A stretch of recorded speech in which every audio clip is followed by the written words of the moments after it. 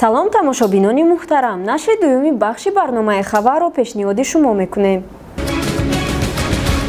чӣ тавре дар барномаи аввал гуфта будем, рӯзи 14 июн мусобиқаи Копа Америка оғоз ёфта буд. ба гуфти мутахассисон, фаворити асосии мусобиқа Аргентина ба ҳисоб мерафт, аммо чуноне ки мо шоҳид шудем, Аргентина аввалин маротиба аз соли 1979 бозии худашро дар ин мусобиқа зидди Колумбия ба ҳисоби 2-0 бой дод. баъди бохти Аргентина боз ҳамон мутахассисон овозае карданд ки шояд баъди ҳамин мусобиқа Лионел Месси тарки тими мунтахаби худ кунад. Криштиано Роналдо баъди ба итмом расидани сезони 2018-2019 дар инстаграми худ якчанд фикрҳои худро баён кард. Чӣ хел сезони бобарор дар карьераи ман. Бурдҳо бо клуби нав, ҳиссиёти нав, дастгирии хело ҳам хуб, рекордҳои нав, 3 титул. Миннатдории худамро ба ҳама мухлисони Ювентус барои дастгирӣ ва меҳмондорӣ баён мекунам. Шумо нақши худро доред дар бурдҳои мо.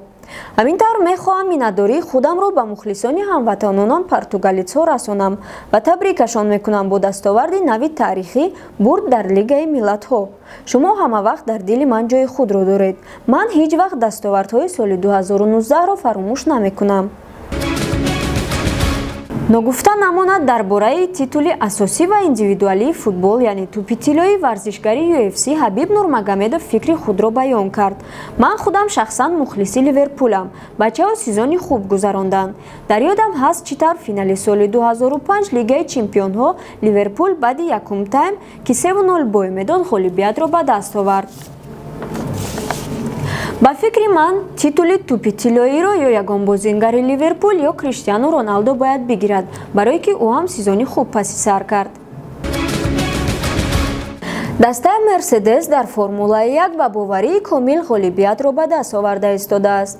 мутахассисон ғолибиятҳои дастаи Мерседесро дар конструксияи подвескаи нави инноватсионӣ ва геометрияи маккор мебинанд. теннис. дар гале Гаэл Монфис дар бозии зидди Перау Гаербера вақте ки Эрбера бесаросимагӣ сур мекард, зарбаи ҷавобиро дар ҳолате ки пушташ ба сетка гардондагӣ буд иҷро кард. аввалан касе дарк накард ки чӣ рух дод, вале ин зарба дарҳол зарбаи мусобиқа гардид, вале ғалабаовар барои Монфис нашуд. Монфис якум бозингаре нест ки чунин зарбаро иҷро мекунад. аввалин маротиба соли 2017 Пабло Куавес чунин зарбаро иҷро карда буд.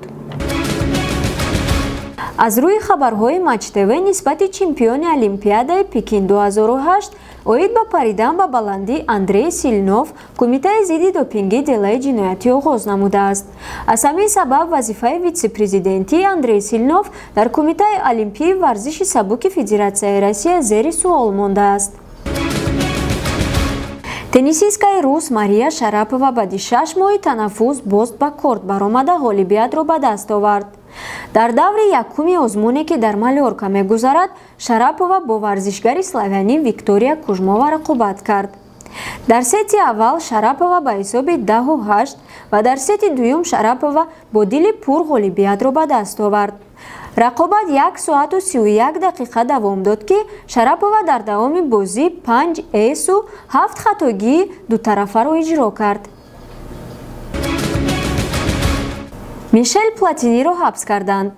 айнан бо чунин навиштаҷотҳо ҳамаи газетаҳои Франсия ва сомонаҳои интернетӣ рӯзи худро оғоз карданд. баъдан шахсони масъули полисияи франсузӣ хабар доданд ки собиқ президенти УЕФА танҳо барои пурсиш ба шуъбаи полисия даъват шудааст. хотиррасон мекунем ки соли 2015 аз сабаби шубҳа пайдо шудан оиди баргузории чемпионати ҷаҳон 2022 Платиниро барои гирифтани пора боздошт карда буданд. бо ҳамин барномаи мо ба итмом расид. ба канали мо обуна шавед. зангулаву лайкро фаромӯш накунед.